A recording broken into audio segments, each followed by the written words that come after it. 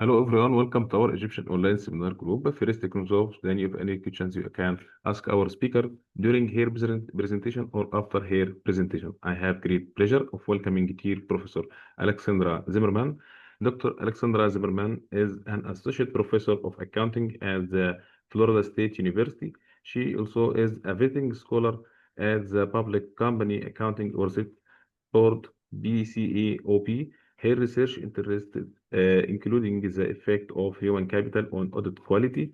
Dr. Zimmerman is skilled in conducting empirical archival, experimental survey, and interview qualitative research.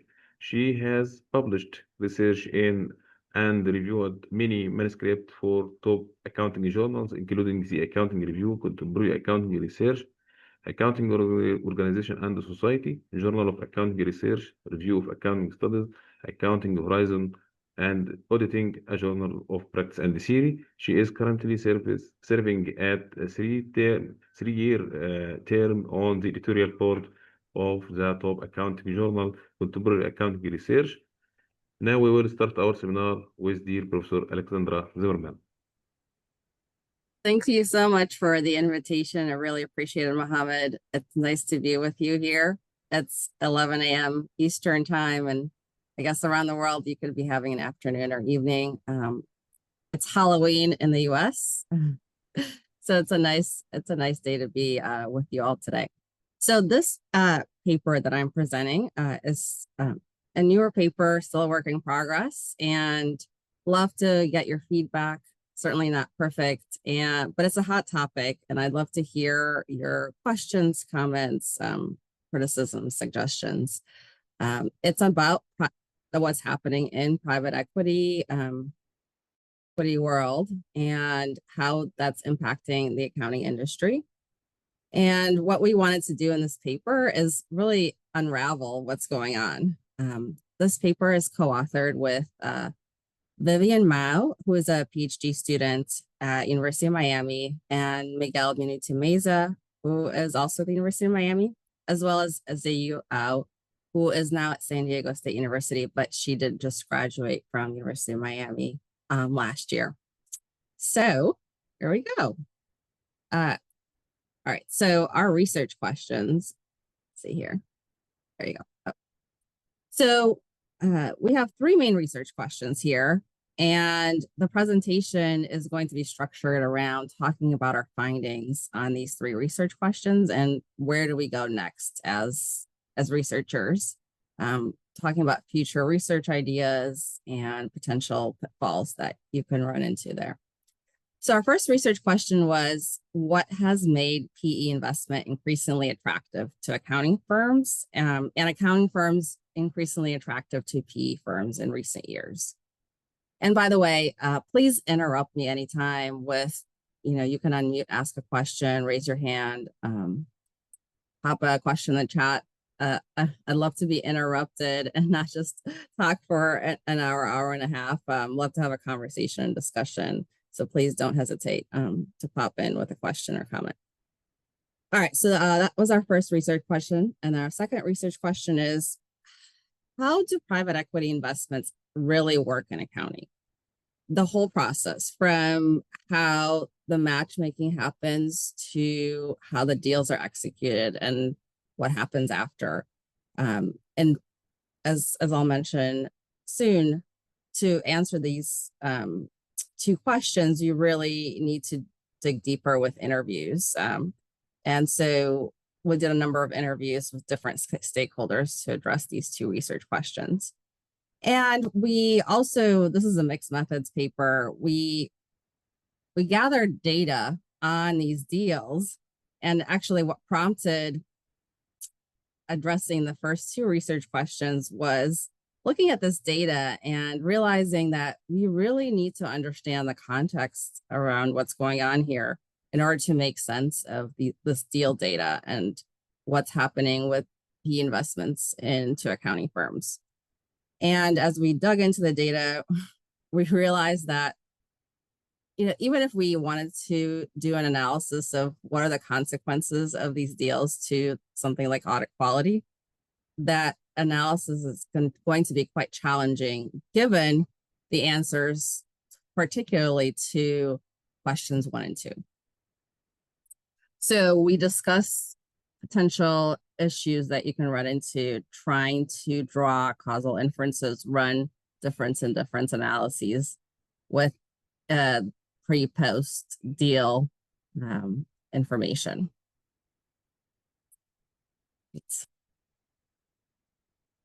Okay, so why PE investments? Why look at this area? First of all, if you look at just the data itself, the deal data, there's going to be, the deals are increasing in frequency exponentially.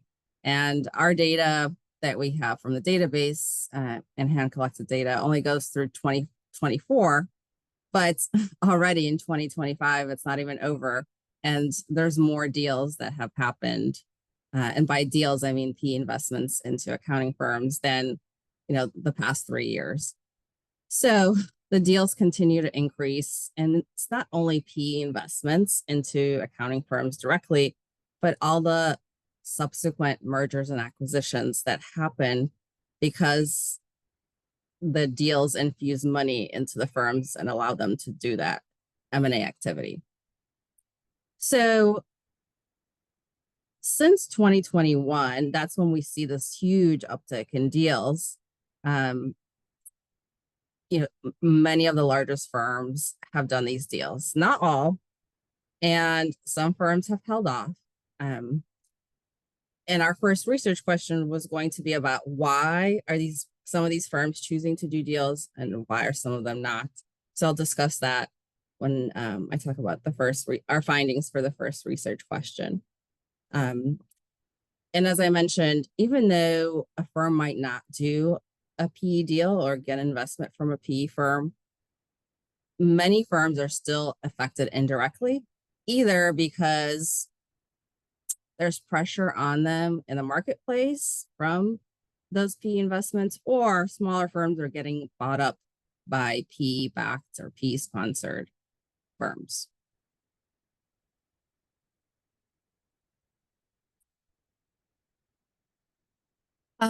Also, what we're seeing, and you can read about this in the news as well, there's a shift in accounting firms' traditional business model, legal form, and incentive structure.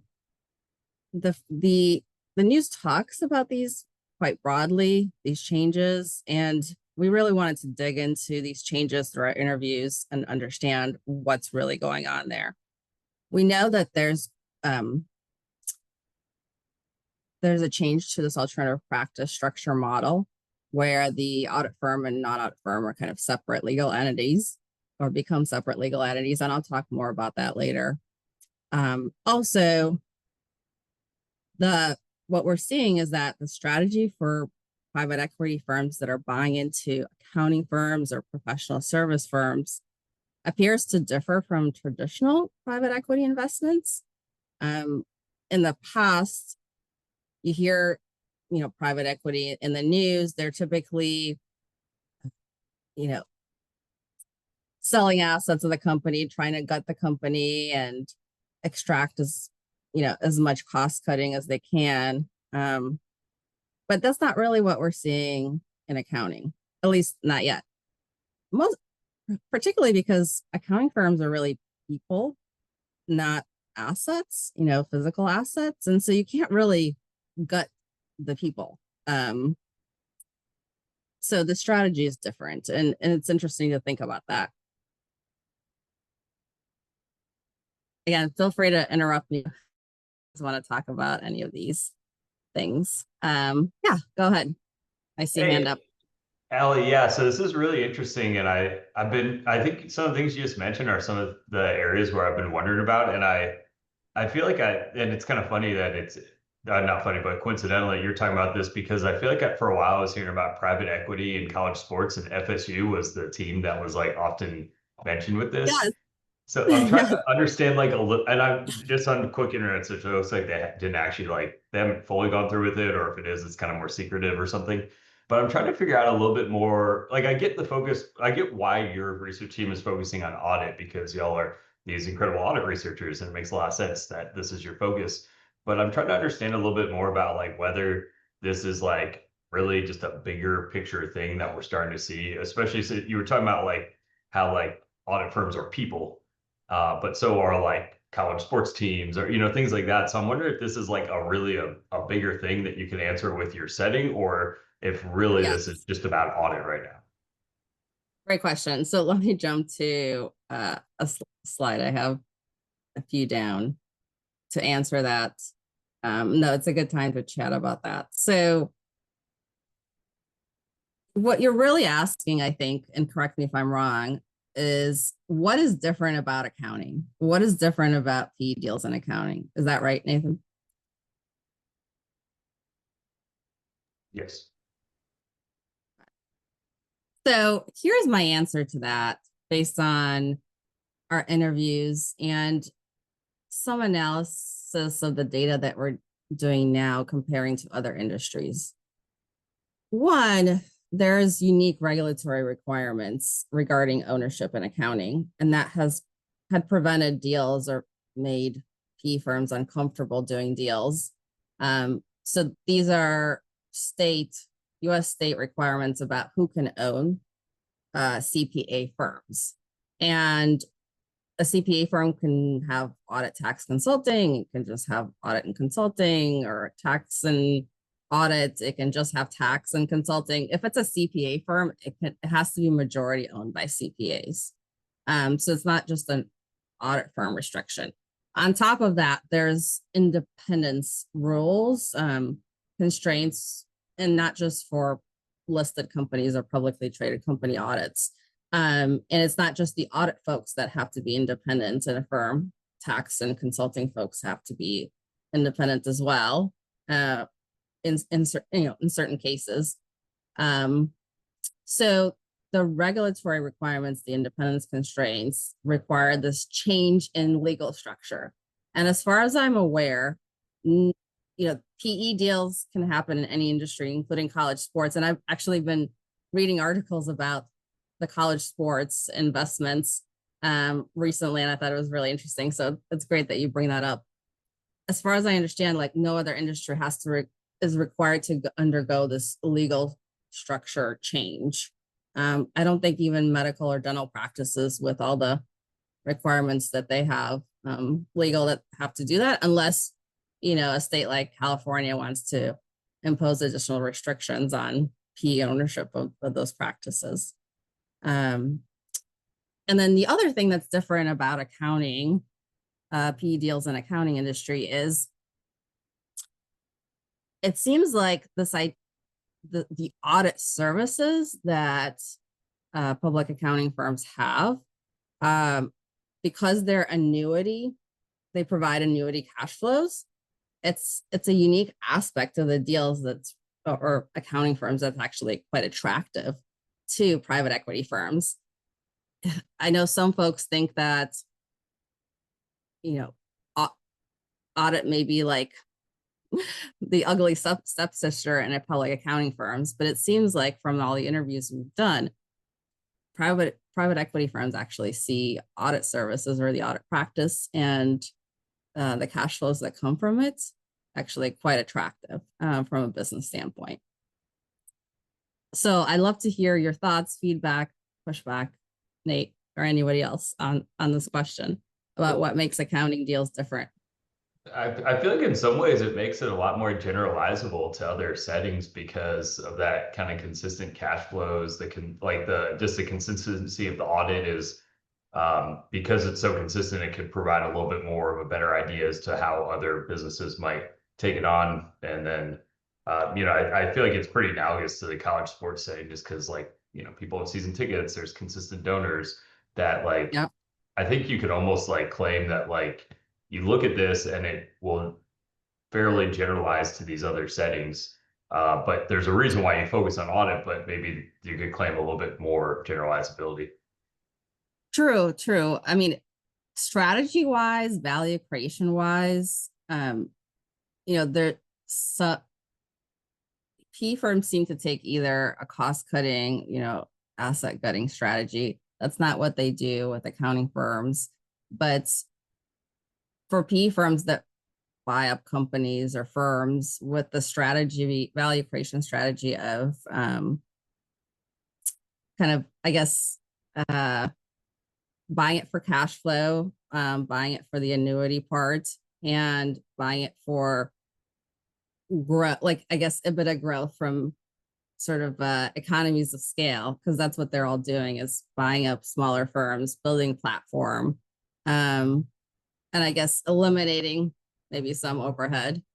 I guess any P firm, no matter what they buy, if they take that strategy, that certainly makes it generalizable. I agree. Now, some folks like the idea of being generalizable, and some folks are going to push back and say, well, that makes accounting like no fun, right? So what do you say to that?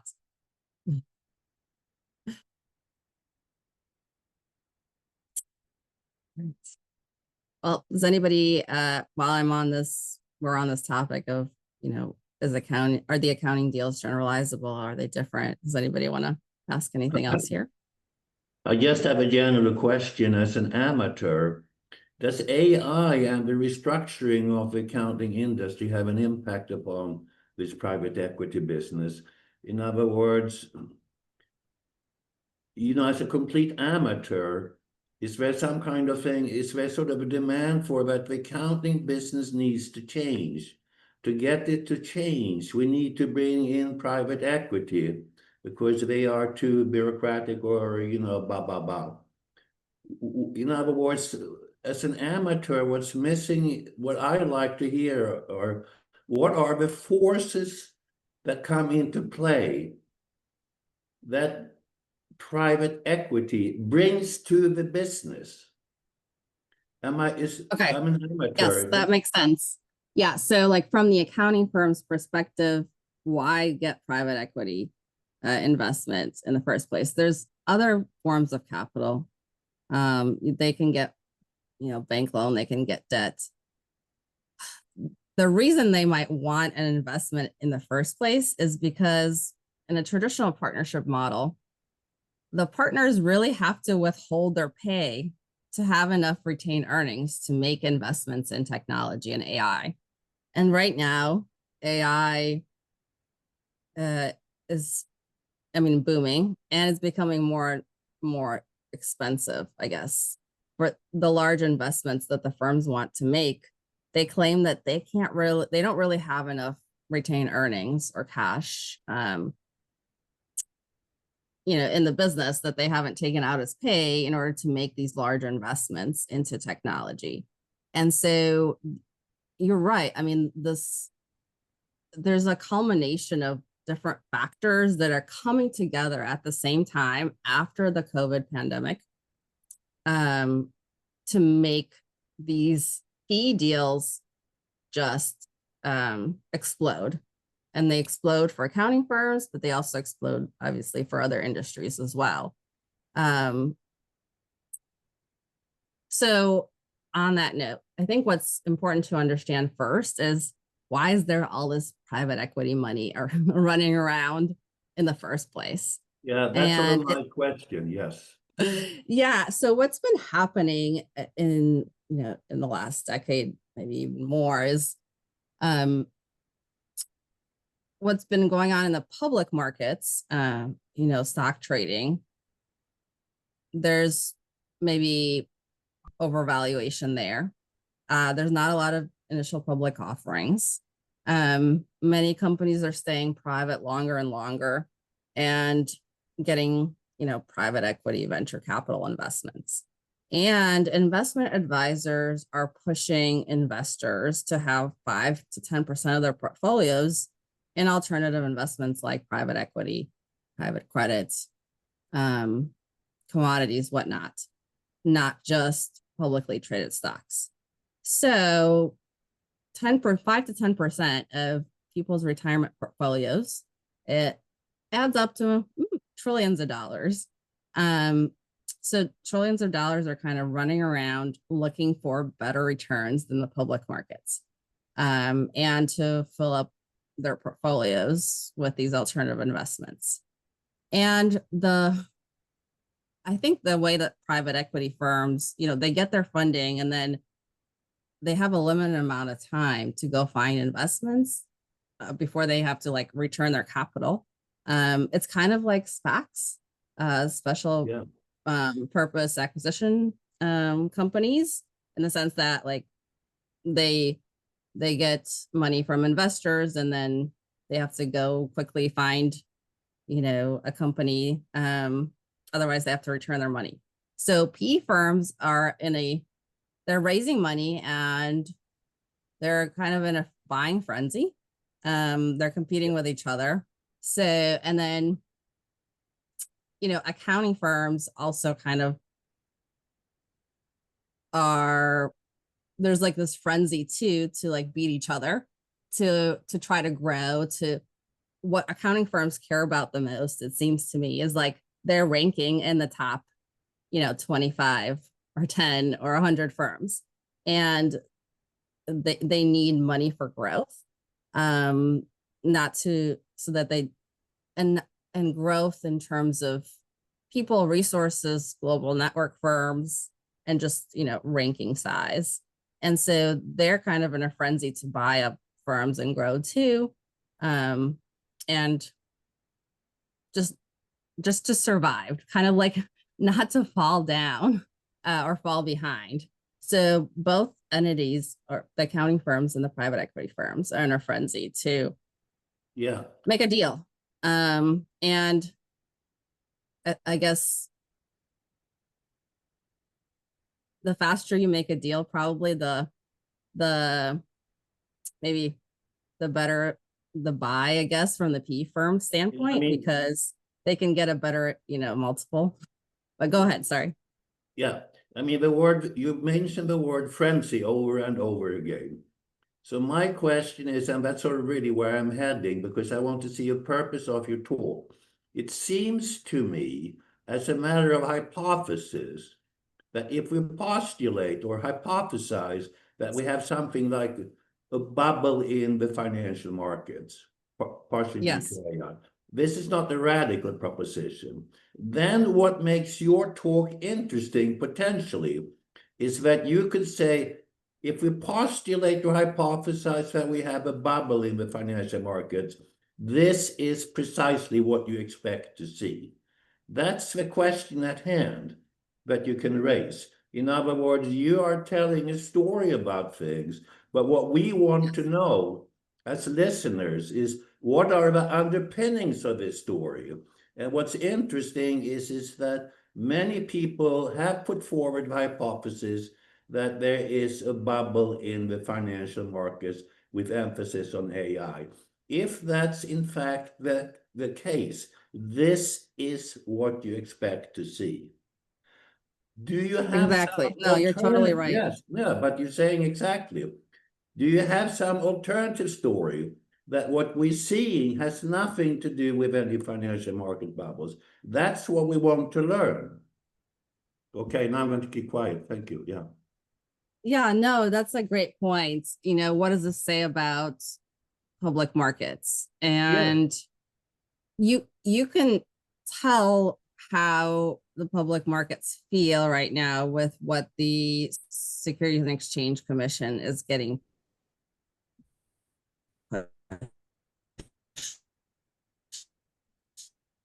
to do in the US. More access, or more open access to investors, to private markets, to loosen regulations so that investors can have more access to private markets and it's less costly. And that's coming obviously from the Republican administration in the US. And it's because, and you're seeing more and more initial public offerings going on in the US as well. So the SEC is trying to improve what's going on in the public markets with more IPOs, and to lessen regulation, lessen the costs, and open things up to private markets, to more investors, maybe less sophisticated investors. But that comes with hell. So I see hands up. Is that you, Francine? Go ahead. It is. They're testing the smoke alarm in my apartment, and they finally turned it off. So now I can talk. Great. just a couple things. One is that we've been through this before. In fact, the person who's driving a lot of these deals, the matchmaking of it, Alan Colton in Chicago, Yep. I've known since the 80s. He's been around. He was driving these deals, you know, in earlier years, and then we went through a trough, and now for whatever reason, and you outline a lot of them, it's hot again, right? So starting in 2021. Yeah. And we went through this before, and it did not go well. And part of it is, as Professor Olson said, you know, at that point, it was also a bubble. There was this idea that these firms could make a lot of money by getting involved in accounting firms. They looked at the annuity stuff, et cetera, et cetera. But two things, and I put it in the comments. One is that with the alternative practice structure, they're not really buying the audit firm. In fact, they have to stay as far as possible away from the audit firm. What they're buying is they're buying the potential of the advisory and tax practice.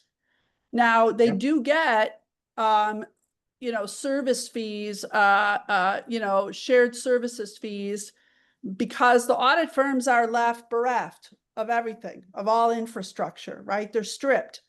Right. And so they have to pay the new entity that the private equity is investing in for everything, HR, systems, you know, legal counsel, et cetera, et cetera. So they do get some fees, and obviously they want the audit firms to be able to produce those fees.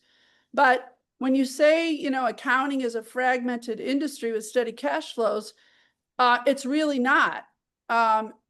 Audit has steady cash flows, commodity cash flows. Advisory, although growing, is not necessarily growing that well now. And it's not fragmented except for below the big four. And the big four is not taking private equity investment. It's the next tier firms and the small firms where it is fragmented, and they see the opportunity to roll these firms up and go back to private equity type of strategies, which is economies of scale, cutting people, et cetera, on the advisory and tax practice. So Professor also mentioned AI, lots of other ways. Just cut people, right? And when you're not working, when there's not a project, they're going to cut you, right? There's no on the beach. There's no investing or training, et cetera, et cetera. They're going to cut people. How do I know this? Because I worked in staffing firms. This is how staffing firms work. Okay, private equity tried to buy into staffing firms. That's how they ran it. Okay, they run it based on, if you're not producing, you're out.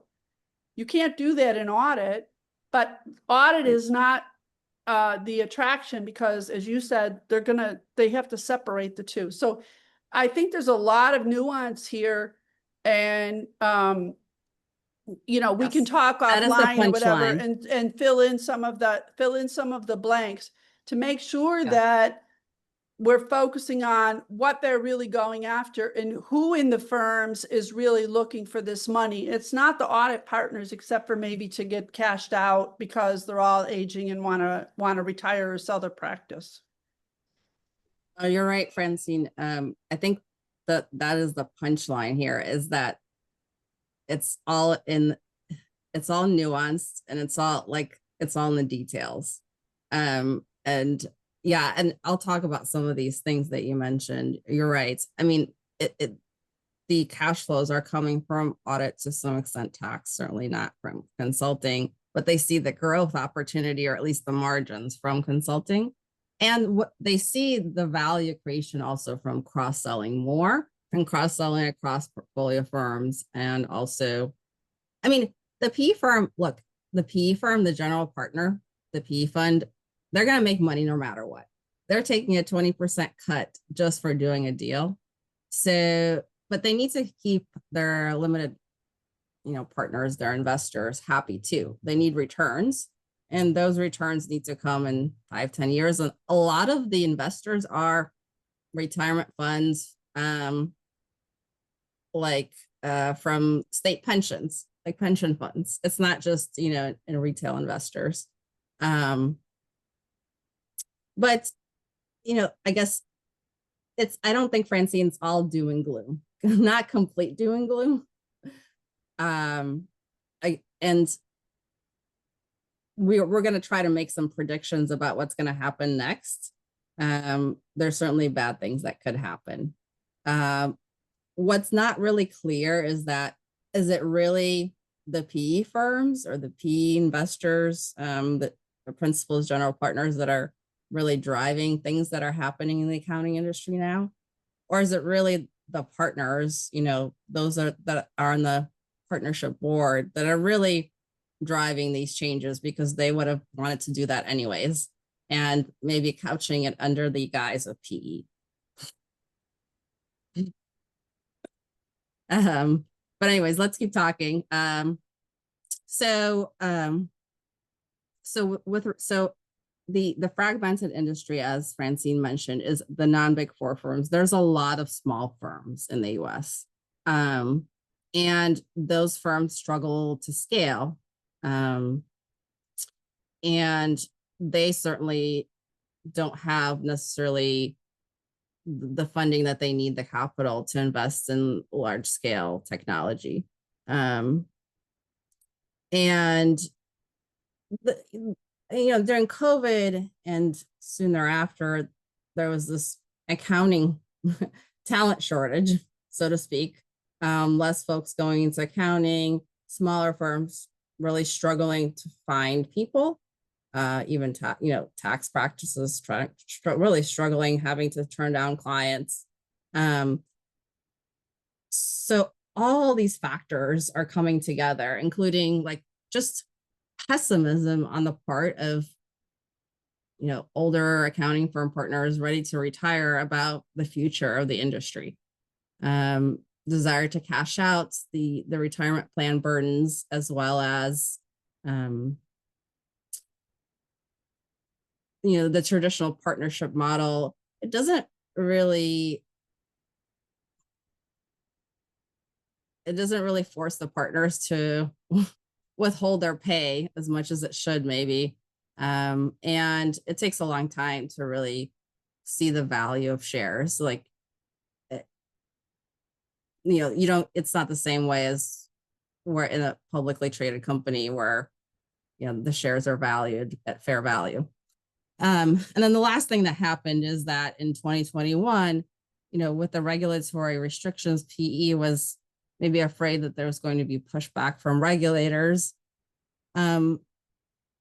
There's independence requirements for firms that audit issuers in the US, broker dealers, and some other entities. And so firms tend to go through this consultation process with the SEC to ensure that whatever structure they have meets independence requirements. And something, I think when the Eisner deal happened in 2021, whatever happened, there wasn't pushback from the SEC. The SEC doesn't bless the deals or approve them, but we didn't see pushback on however that alternative practice structure was structured from an independent standpoint. And alternative practice structures aren't new. We've seen them before with American Express Tax, H&R Block. But the devil's in the detail. Every deal is different. Even though there's this general alternative practice structure, the details of the deal and the specific legal structure or agreement varies from deal to deal. It'd be different from a Grant Thornton deal, from the BDO ESOP deal. So while they're all getting PE investments and have alternative practice structures, they're all slightly different, is important to keep in mind. Okay.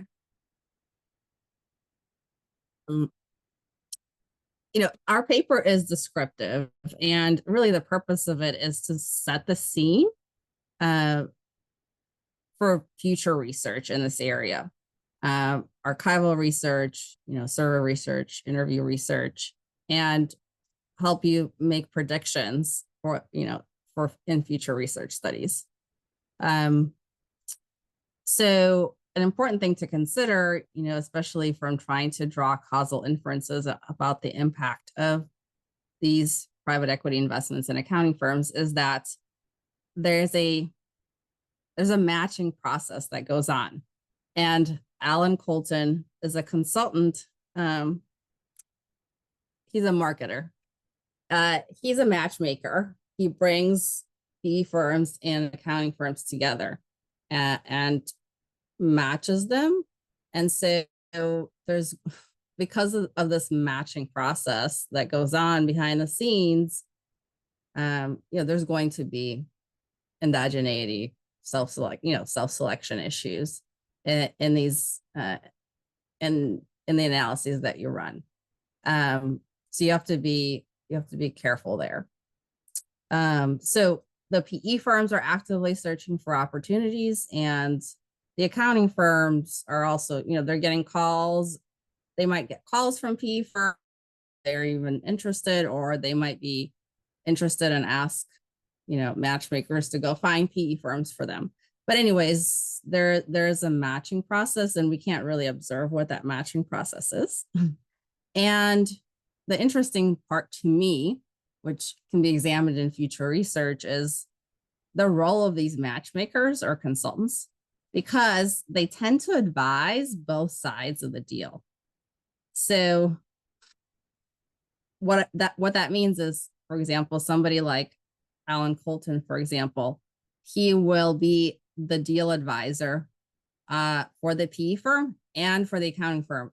And you can see him appear in the data, some of the databases list consultants. And Alan is not shy about, he posts every time he does a deal, he posts that he was involved in that deal. So it's very easy to find. It's in the press releases. The press release will say that he advised both sides of the deal. And so you have to wonder who got the short end of the stick. And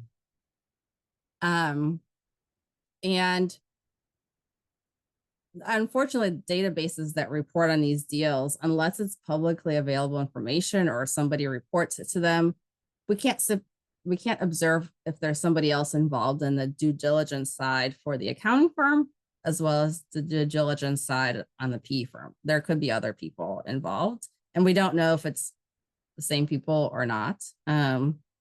You know, the accounting firms might hire a consulting firm or another accounting firm to do due diligence for them on the PE firm.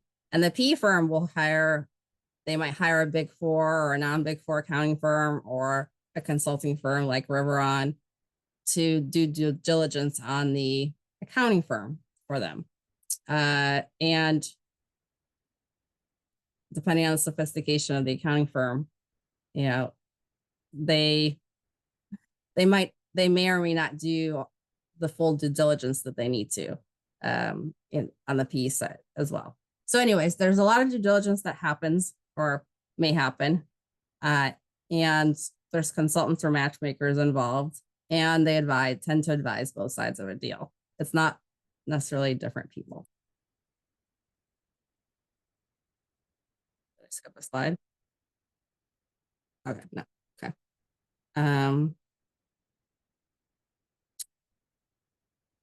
So as I mentioned, like, why are partners motivated to get PE? What we're seeing is that there's a lot of fear, frustration, and herd mentality. There is a frenzy. And the way, this is our interpretation of our interview data, based on our coding of the data, is that there is money to cash them out, and they want to do that because they're pessimistic. And is there a comment or question in the chat? Happy to pause and chat here. Yeah, the Big Four tend to do, the funny part is that the Big Four aren't taking private equity money, but they're sure as heck are involved in a lot of these PE deals behind the scenes. And we predict, just based on our analysis in our paper, that there's going to be a huge impact eventually on the Big Four. We think they're going to there's going to be pressure on them from a fee standpoint, and certainly even more pressure than before to break up. So, but that's an opportunity for future research as well.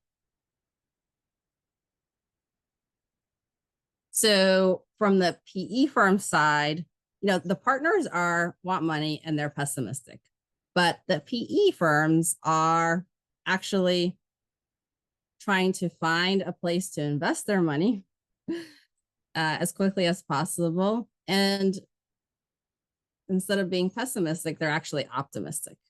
At least, again, from the analysis of our data, is that the PE firms are, they're optimistic about the infinite opportunities kind of available in this fragmented industry in accounting. And, they've kind of run out of other places to invest in. So accounting firms present a new opportunity. Yeah, and in terms of creating value, it's, again, this is based on our interviews and our data, is through acquisitions, through scaling up, economies of scale. And there's two different types of structures that they tend to do. Either a platform where they acquire multiple firms that have somewhat operational autonomy, but they're like brother sister companies, or a roll up where there's an anchor firm and then smaller firms get rolled up into it. And they just make money because as you scale, the EBITDA changes.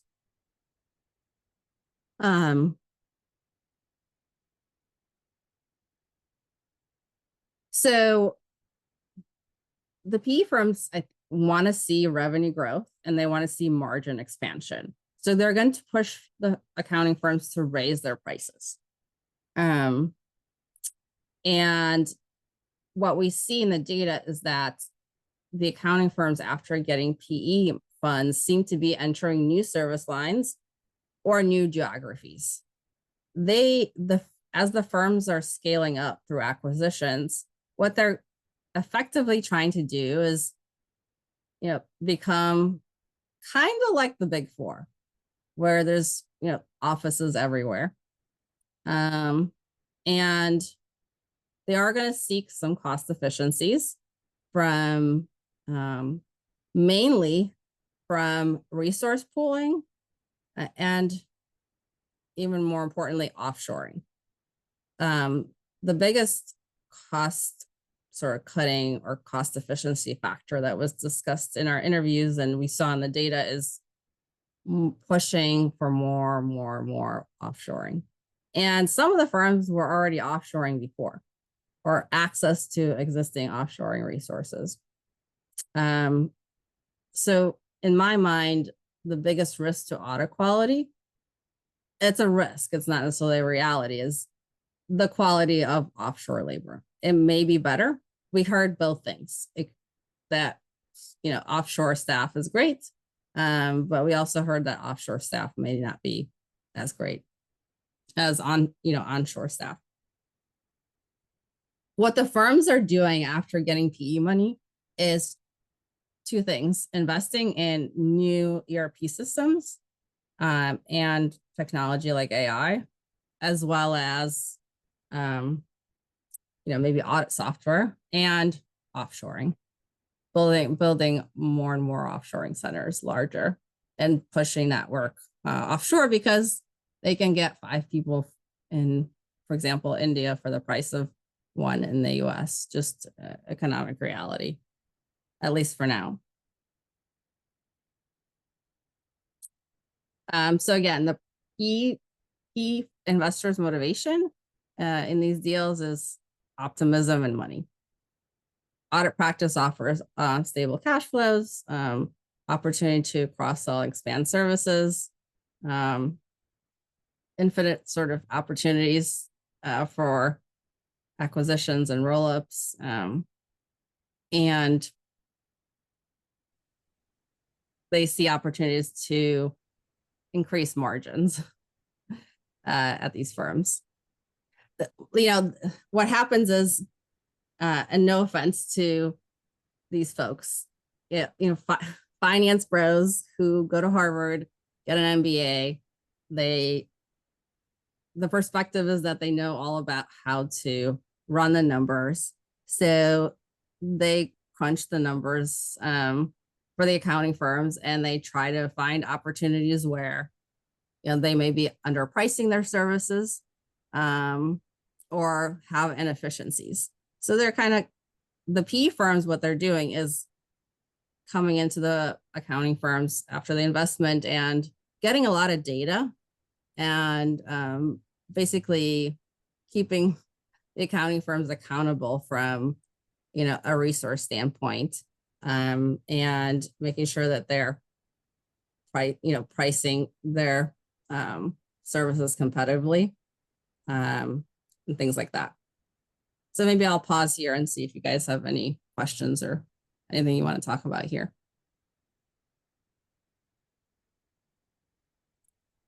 Yeah, anyone, go ahead.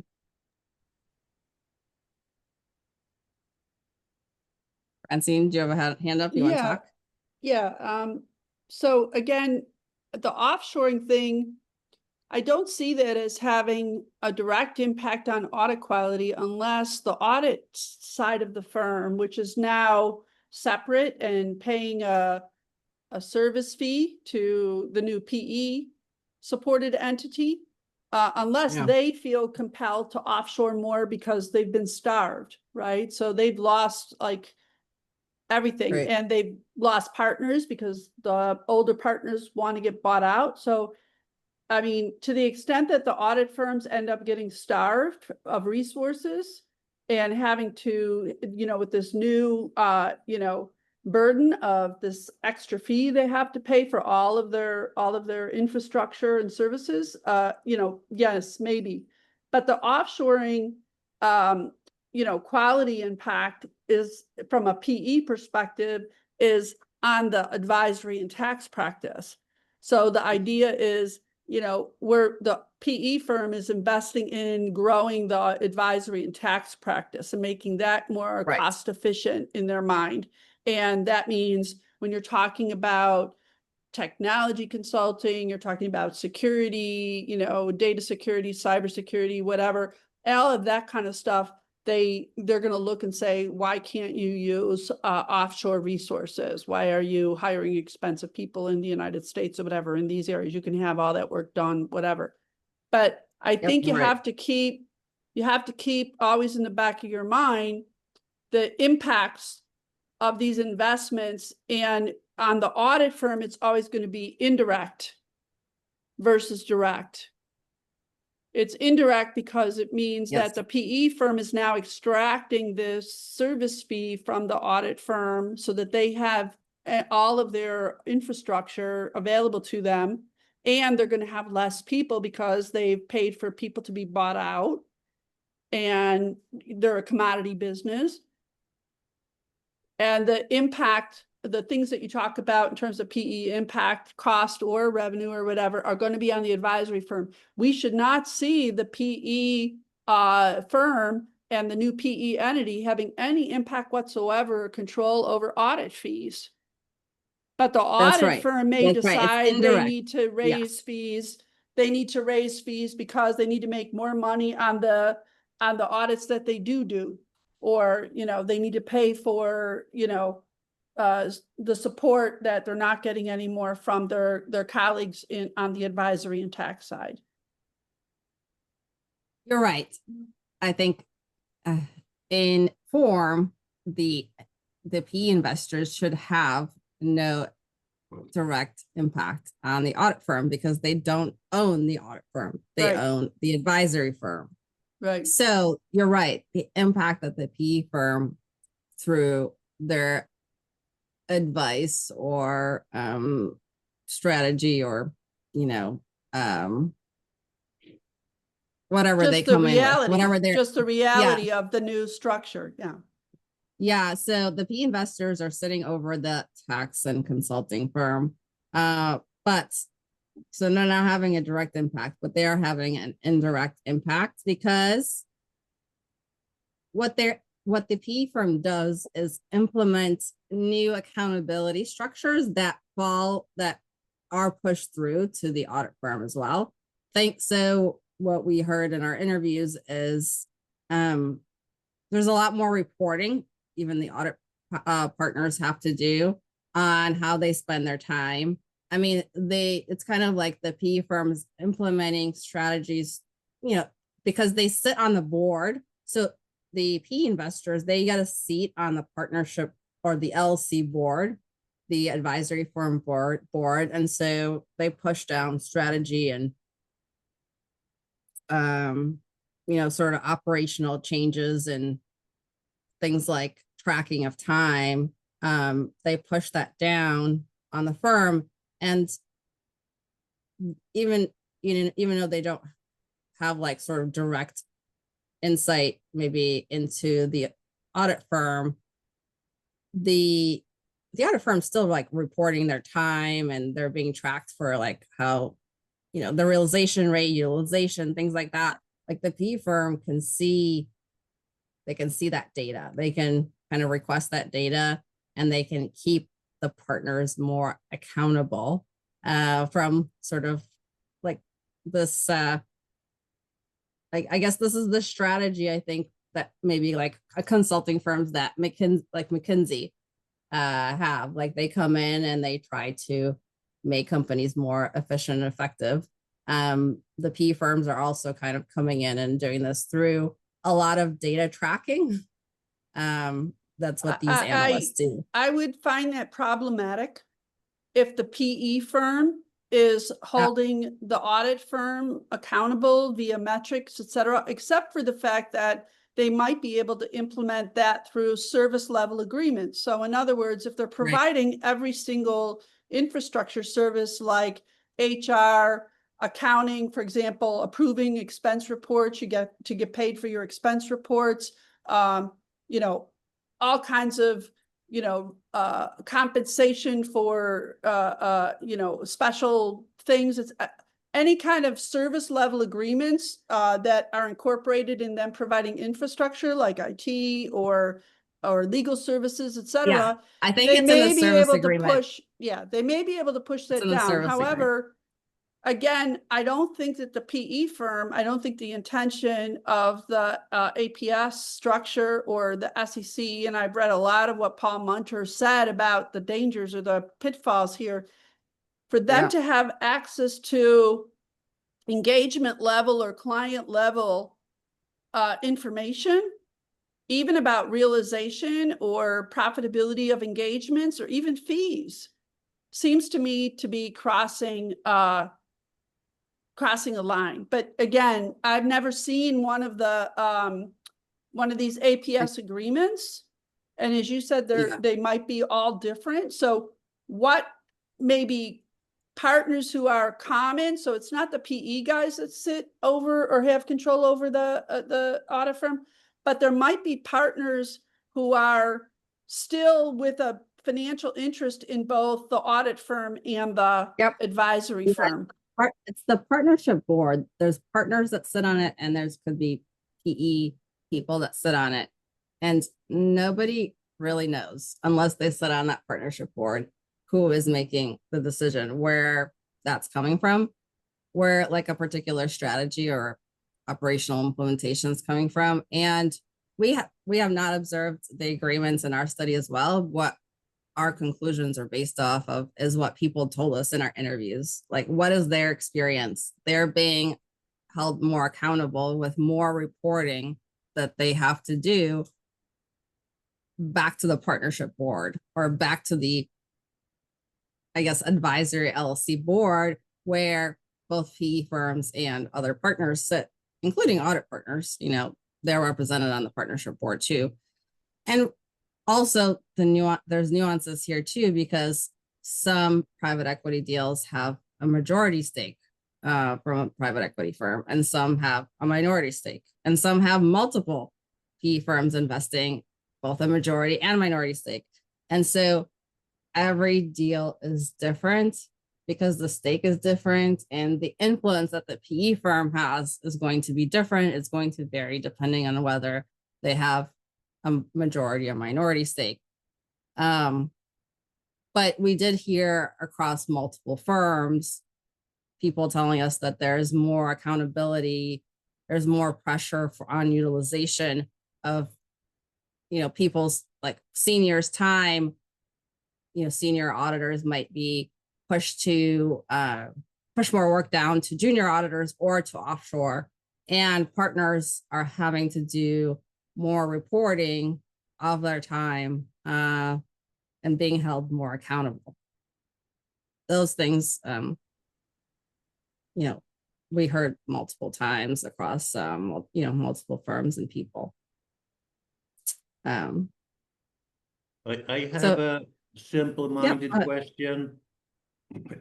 Do the partners get to cash in and make a lot of money when the deals are finished? Yes. Great question. So yeah, that's what we really want to know. Yeah.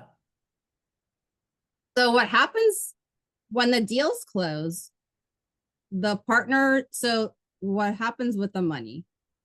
First, how much do they get? Well, nobody's going to tell us how much money they got, but we know that their retirement plans are paid off. So all the retired partners are paid off and that retirement plan goes away. And the current partners, they have a payoff, but that payoff, they only get some money up front at deal time. And the rest really comes over the next 2, 3, 4, 5 years. So they have to stick around to get paid the rest. And really most of the money they could make, they have to stick around for that 2, 3, 4, 5 years to make it. It's not at deal closing time. And so most of these deals have only closed in the last year or two. So the consequences are really yet to be seen, because there could be a bunch of partners leaving once they've actually gotten paid out. Now some partners can choose not to do the deal. Like if they don't agree, they don't want to do it, they can take a smaller cash out and leave and go somewhere else. And so we've talked to partners who have left at deal time and just gotten a smaller payout and went somewhere else because they weren't happy. But basically the partners have like 2-3 weeks to kind of vote yes, and they don't really have a choice when they vote to do the deal or not. And their compensation structure tends to change after the deal. If the LLC, the advisory firm, takes on a corporation structure, they tend to go to base salary, W-2. So the partners become employees and they have a base salary with variable pay on top of that. So the partners are no longer partners. They are principals, but they're also like employees now. If it's a corporation, if it remains a partnership, they tend to be still partners and they still tend to have partner, structured compensation. But eventually it kind of changes to take on more of an incentive variable pay structure. So even, again, there's a lot of nuances to these deals that are not really readily apparent. Half the people we talk to, the new firm is still a partnership, and half the people we talk to is a corporation. And so depending on whether it's a partnership or corporation, the pay structure is going to be different. And lower level staff below partner, like starting manager, can now have equity incentives that they get, like sort of like some shares of the new firm, so that they can benefit from the value of the increase in the value of the firm over time. So let me pause there and see if I'm sure you have follow-up questions or thoughts. Love to hear them. No, I just wonder is there any grapevine that some of them make really good deals? In other words, maybe many partners are a little bit too happy. Do you ever hear about that? In other words, the business revolves around making money. And suddenly, somewhere along the line, we want to sort out who is making money and why. Well, the partners who are retired or like close to retirement are the partners that benefit the most. The younger partners or partners, people that have just made partner, or like sort of like the first half of their partnership life, are the ones that benefit the least. The ones who are like in their sort of retirement horizon are the ones that benefit the most. Because first of all, partners now aren't going to make as much money as they like sort of retirement partners now. After PE firm comes in, they aren't necessarily going to make as much money. And there's a lot more uncertainty in how much money they're going to make, because a lot of these incentive structures that the private equity firm brings in, that is like more like how it works in a publicly traded company, a lot of that still hasn't even been worked out yet. Like based on our interviews, people don't really know. It's going to be based on how the firm is doing, you know, financially, how other partners are doing. People are afraid that, you know, their compensation is going to vary a lot year to year, even if they are doing well themselves. If the firm, if their portfolio of clients is doing well, but the firm's not doing well, their compensation can go down. Yeah, I mean, that's the other side of the coin, is that maybe some of the PE people have regrets. Well, so the PE firms are in general as an industry struggling with the exit process now. We've only seen one exit in accounting, and it was early after 3 years with Citrin Cooperman, and that was a great deal for that PE firm. They made a lot of money, and so did the partners, because the partners make money when there's an exit too. But we haven't seen the sort of buyouts or exits other than that. And I think just industry-wide in PE, and like those investing in manufacturing or some other types of companies, they're having a hard time sort of exiting, because you either have to go public or you have to sell to another PE firm. So the upside is that you can't completely gut a firm, because you have to find a buyer in 5 to 7 years. And that buyer still has to see value in that accounting firm to buy it. So to me, that is the upside why PE firm isn't going to necessarily tank the accounting industry, because they make money off, their investors make money off the exit, and they can't exit if there isn't value and future value. We can't just make money by changing property rights. Yes. Somewhere along the line, the question at hand is where is the underlying innovation that allows ideally everybody to make some money, because the business becomes more efficient? And that's sort of what we like to hear. The alternative is that there's a positive, optimistic narrative on the partnership side. There's a positive, optimistic narrative on the PE side. And both narratives are somewhat inconsistent. That's what we really like to hear. Are the narratives on the two sides consistent, or is there evidence that they are inconsistent? So what's the answer to the question in your mind?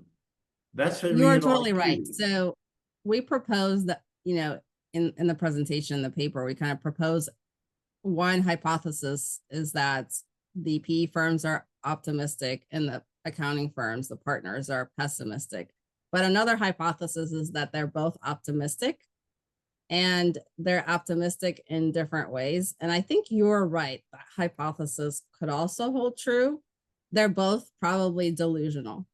You know, they are both PE firms and accounting firm partners, if they are optimistic, are probably, and when I say delusional, I mean have some ideas in their mind about what's going to happen in the future that are probably not. But going that's to that's an happen. Not important true. claim. That's an important Yes. statement you're making. It has to be Yes. pushed up.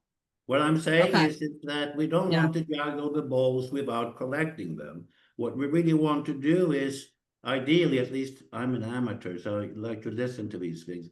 What I would like to know is that in some sense, from a broad strokes point of view, what is really going on here? And what I'm saying is one hypothesis is that there is restructuring going on, and therefore there's money to be made on all sides, and everybody can be consistent. Maybe even the customers who buy the accounting services are getting better benefits from AI or whatever have you.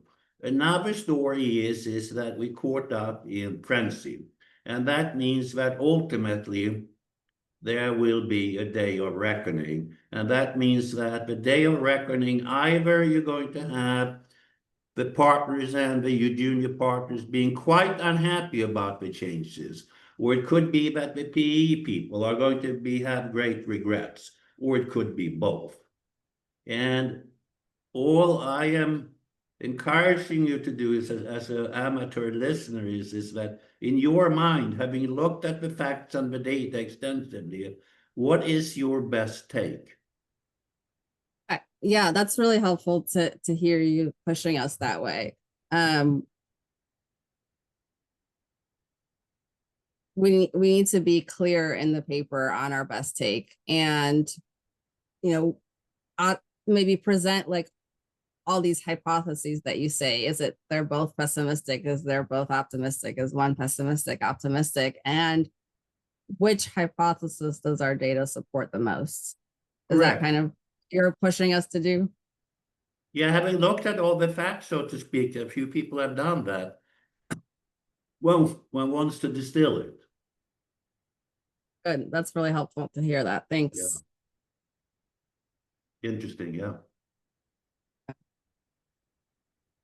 Sorry. Yeah, I mean, I was also going to say, to your point, like there is a lot of restructuring happening in the industry. And I was also going to say, these deals are kind of happening regardless whether partners or staff want them. They kind of don't have a choice. You see anonymous votes on the part of the partners for the deal because that's what they need to get done. But what you don't see is that everybody who doesn't agree leaves. And there is a lot of movement at the senior level, whether it's director, managing director, senior manager, partner, across firms when they don't agree with the deal. Now, where are they moving? Some might be moving to a different type of firm where the different type of alternative practice structure, or they may be moving to a firm without private equity. But ultimately, I think all these, because there's so many private equity deals going on, and it's having such a large impact on the industry or as a whole, every firm is kind of affected regardless of whether they are, they have PE money or not. And again, the reason they're getting PE money is because they don't have enough capital to do the things that they want, which is like buy up other firms or buy technology.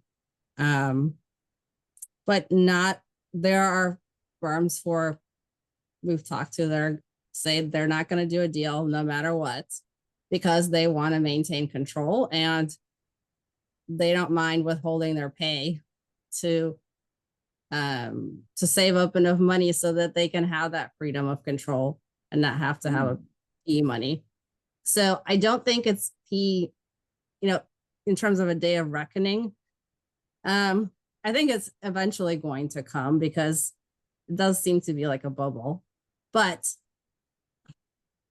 there are firms that are going to hold out, and not everybody is going to jump in and jump off the cliff. So it's not good. I don't think it'll be a complete disaster. But there's going to be, because of the loosening of regulation by the SEC and push more into private markets, we're going to continue to see private equity activity, I think, for a long time. And not just private equity, but also private credit and, you know, other alternative investments outside of the public markets, even with the loosening of the IPO market. So certainly a lot of predictions and opportunities for future research. Yeah, I mean, again, if you go to the IPO literature and merger and acquisitions literature, lurking in the background is always when you see booms. Is that the leading indicator of unhappy investors? And that's really what makes your stuff so interesting, is that it's more in the corner of a market and you don't have the market valuations to fall back on.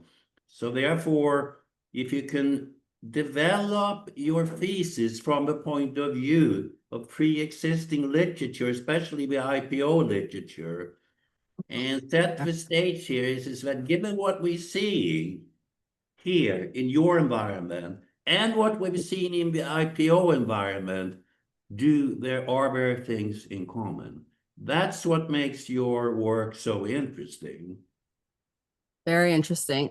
I'm so glad you mentioned that, because we're so deep in the weeds in our study. It helps to hear sort of a bigger perspective or outside perspective on what we can do sort of to ground our study in the public markets, even though it's about private equity. Yeah, I mean, again, one can go on endlessly, but what I'm trying to do is just to tell you that what interested in me in your talk is precisely the idea that how does this align with the pre-existing literature? And the IPO market is very interesting because we have an ample literature on how that plays out. And the question is, do you find parallels? Or I think there are separate things there? No, yeah, I think we need to go back and dig into that literature and to answer your question, what parallels there are. And yeah, but in my mind, again, bear with me, I'm just an amateur. But no, you're on the right track. I appreciate it. Yeah, there's so much going on here. We're trying to figure out what is most interesting to folks, which direction. I think so. Yes. Yeah. Great, thank you. That's for free. Is there any other comments or questions while I'm here? Okay. So we did also talk to regulators, and I think those concerns that they have are certainly not surprising. They made speeches and statements about concerns about what's going to happen to audit quality with more of a short-term focus, and concerns about investments being made in non-audit practice, as we discussed, and leaving the audit practice under-resourced.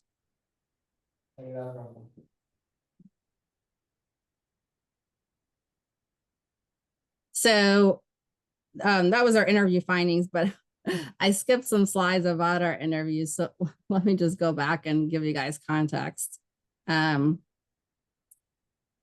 So our research design to address our research questions was mixed method. We interviewed 41 professionals, a mix of partners, PE firms, partners whose firms have had PE investments, and partners whose firms haven't, as well as different types of regulators and other types of stakeholders, and both partners and sort of staff or lower level staff. And we did the interviews earlier this year, and we did code the interviews along themes. So partners' motivations, PE firms' motivations, benefits and challenges that they encountered. And so, the things I discussed in my presentation are based on observations from that coding of the data.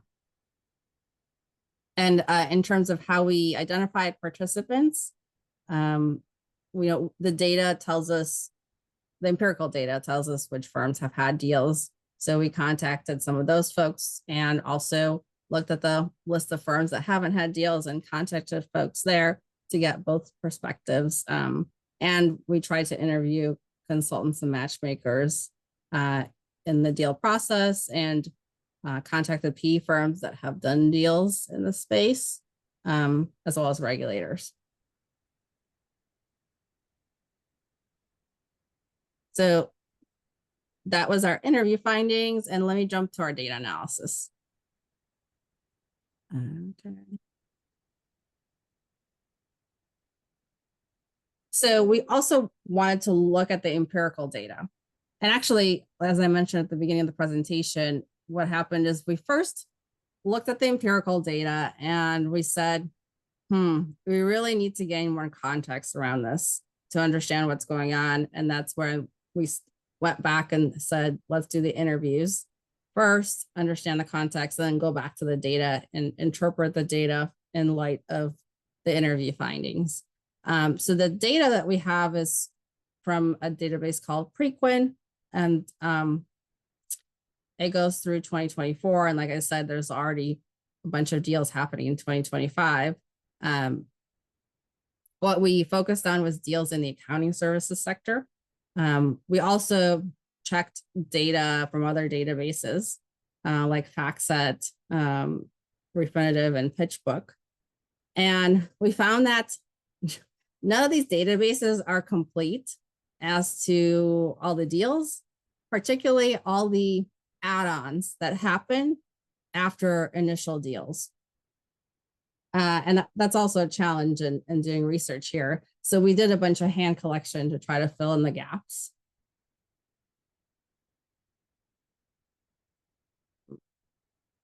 So we have some stats on the deals. It's interesting, there's traditional accounting firms like CPA firms in the accounting services sector that are doing deals, but there's also non-traditional accounting firms or companies, firms that are doing accounting services that are not what you would think of as traditional accounting firms, like Jackson Hewitt. And a lot of consulting firms also do accounting, quite a bit of accounting services or accounting type of consultations, whether it's like, litigation or due diligence. So those types of firms also fall into our deals data. Here's a trend that we discussed, this pop that happens after 2021. And there's also venture capital deals that are happening, and those tend to be more in startups that are using AI technology in the accounting space. And the way that deal data is classified in this database is as buyout versus growth. And there you have to be careful because the classification that they might have in the deal data might not specifically align to the way that deals are done in accounting. So buyout meaning like they're just buying out the firm like as a majority stake, versus growth is more of a smaller investment by the PE firm to help the firm invest and grow. But the way that we see accounting firm deals happening is more along the lines of this categorization of platform versus roll-up, as opposed to like buyout versus growth. This was the geographic makeup of the deals. You see more happening in obviously New York, California. But the idea here is that these are like more anchor firms, and they're buying up smaller firms around the country so that they can have a regional presence everywhere around the US. How am I doing on time? Okay, about 10 minutes. All right, so I should hurry up. I can skip through this. These are just, stats on the deals. So our last research question was to look at the data through the lens of the issues that we identified in our interviews with respect to potentially analyzing, the consequences of the deals from and drawing causal inferences. We also got some labor data from what's the database called? From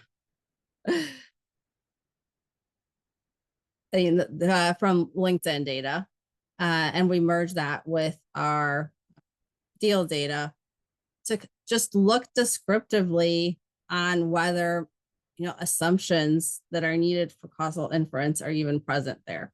So we got LinkedIn data about labor, different levels of labor, and onshore, offshore labor, and accounting versus finance versus engineering staff, to understand how does the labor makeup, the mix look like pre and post deal. And to the best that we can, if we were to create a control group for the treatment group that had a PE deal, are the treatment and control groups, maybe are they comparable in terms of their labor mix, even if they're maybe outwardly the same size or the same type of firm. So these sort of univariate stats that we have here look at the treatment group. That would be those firms that have had PE deals, and we matched them to each firm to a group of 3 control firms based on just number of employees or size. And so you can see here they're matched on size in the pre-period, but if we look at the breakdown of their labor, across like onshore, offshore, and level and role, we do see some differences. There's definitely difference. We also looked at job posting data. I forgot to mention that. There's definitely differences in the pre-period in terms of the number of job postings they have in the US and India, as well as the number of employees they already have in India. So like how much offshoring they have. And you can see the treatment group already has a lot more offshoring going on, even though, again, the firms are the same size and do the same types of services. So that, certainly creates parallel trend assumption issues, looking at something like labor impact of pre-post deal.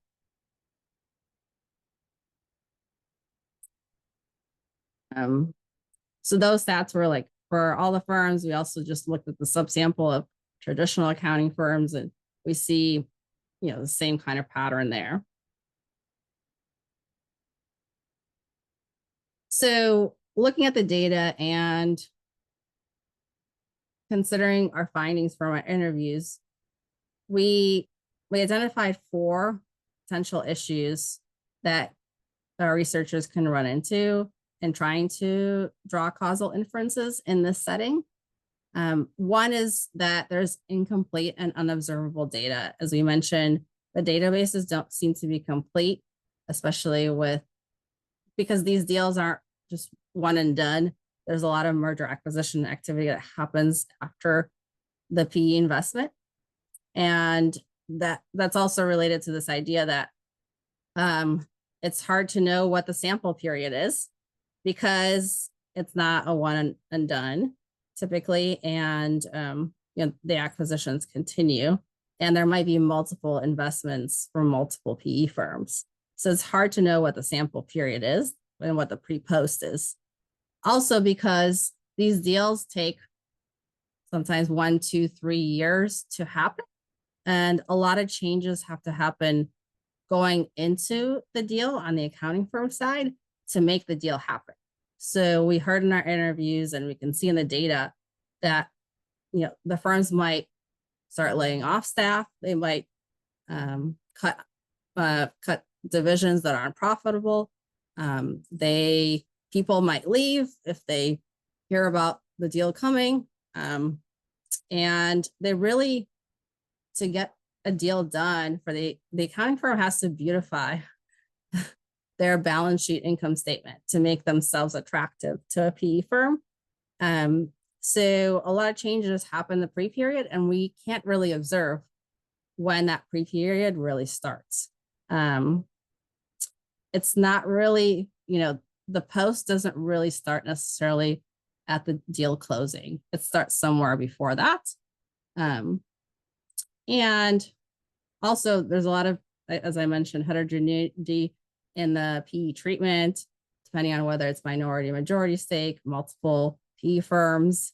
And so there's uncertainty about what the treated group is, as well as, the PE treatment. And finally, as we showed in the descriptive data, the univariate difference in difference, even trying to do our best finding control group for the treated group, it's hard to find one that kind of meets all the assumptions of a control group or matches the treatment group. And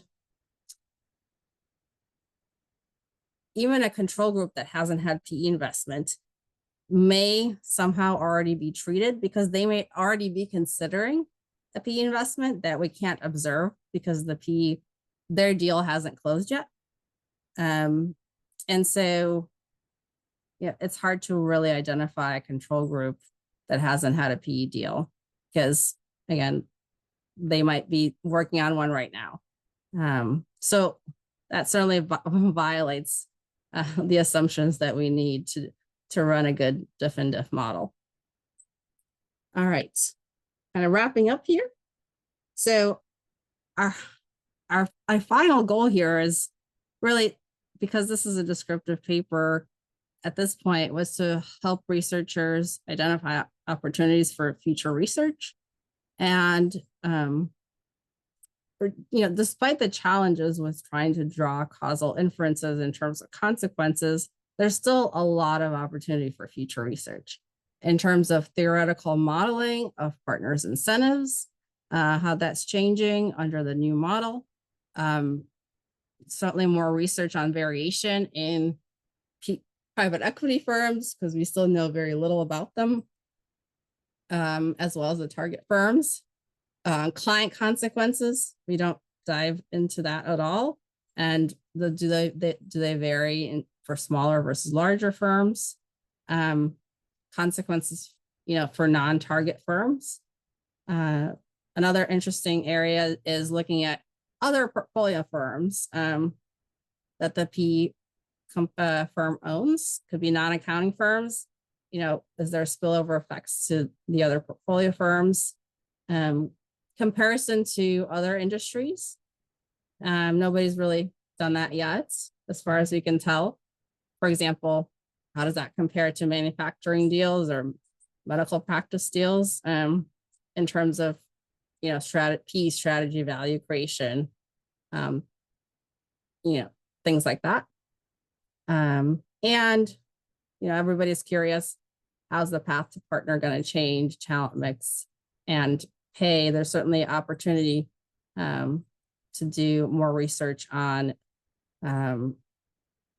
whether it's descriptive or other forms on how the talent mix is going to change over time, and how's the path to partner going to change. So thank you so much. Appreciate it. Appreciate the time. Happy to take, I guess, one more question if we have time. Yeah. Thank you very much, dear Professor Aleksandra Zimmerman, for your contribution and your effort. It's really an excellent presentation, the excellent paper. Thank you very much. Now, if anyone have any questions, you can open your mic and ask your question. Can I ask if you have tried to use Zephyr, the M&A database of Bureau van Dijk, when you were doing the sampling? Did you compare it? How good is it as opposed to the other ones that you mentioned? So the data sets that we looked at for like mergers, acquisitions, we did look at like FactSet, Refinitiv, like their M&A data. And what we found is none of them are complete. Like probably even half complete as to those additional mergers, acquisitions that happen after a PE deal. And we ended up like going to the internet and just looking at announcements to like fill in the gap. For example, Eisner has bought like 20 different, I think 22 different firms since its PE deal in 2021. But the data set, like Preqin, only has like 5 of them. And we looked in like FactSet, Refinitiv, PitchBook. None of them really have all of those deals. But you can go to the Eisner accounting firm website and it's all listed there. You can gather that all from their press releases, but the data sets don't have them. Does that address your question, Stanley? Yes, thank you. That was the question. Thank you very much, Aleksandra. Are there another questions? If anyone have any questions, you can open your mic and ask your question. The last question, dear Professor Aleksandra, through your interviews, were you able to identify systematic patterns in the types of firms that decline PE investment? In other words, are there common culture, strategic, or financial traits of firms that choose to remain in the traditional partnership model? Yeah, great question. So the firms that have so far chosen not to do PE deals are there's a variety of them. There's larger firms, certainly. The larger firms say that they have enough capital and they're afraid of maybe regulatory consequences, or there's been warnings made by, for example, a chief accountant of the SEC that there could be bad consequences. So they're certainly taking note of that. And smaller firms, they really are afraid of like losing control and their clients suffering as a result of private equity investment. So as long as they were smart enough to save up money and not need this, they're trying to hold off as long as possible. And a lot of these firms, they serve private equity. They have private equity firms as clients. Like they know how private equity, they have experience with private equity because they as their clients. And so, they don't necessarily want to be in the same situation if they're, if they've seen things that they weren't necessarily happy with in other sectors or other industries. Yeah, thank you. Considering all your findings, what is your prediction or hypothesis about the long-term impact of PE on the accounting professional as a whole? Do you believe this will lead to a fundamental transformation of the model, or is it more of market consolidation phase? It's a great question. Overall, like people are really worried about bad consequences. And I think those are still valid concerns. I don't think the outcome is going to be as bad as people think. I think there is an upside. I've also heard the opposite, that really like PE firms are, the way they operate are really not really any different than how partners operate. Like everybody wants to make money. Like, there's plenty of research about, especially in the audit space, about how partners can make bad decisions and have independence violations and all that. So, what makes you think that PE firms is going to be any worse? There could be an upside. There could be more accountability. Things could get better. I guess I want to be optimistic. Yes, thank you. The last point here, you suggest the effect on public client audit quality may be hard to measure. What do you see as the most promising potential data source or research design to overcome this challenge in the future? Yeah, I mean, you can't do that. You can't look at the consequences with like a traditional DID design where there's a treatment and control group and there's a pre and post. We can look at the changes in the industry over time as a whole, but I think it's virtually impossible to attribute those changes to private equity because you don't know if private equity is making those decisions or if the partners themselves make those changes anyways, even without PE. Yeah, thank you. Thank you very much, dear Professor Aleksandra, for your contribution. Thank you, everyone, joining us today. And thank you very much for taking the time to present to us, dear Professor Aleksandra Zimmerman. Thank you. Thank you so much, Mohammed. Thank you, everybody, for joining and sticking it out the entire presentation. Appreciate the opportunity. Let me know if you have any more questions. Happy to chat more about the topic. Thank you. Have a great day.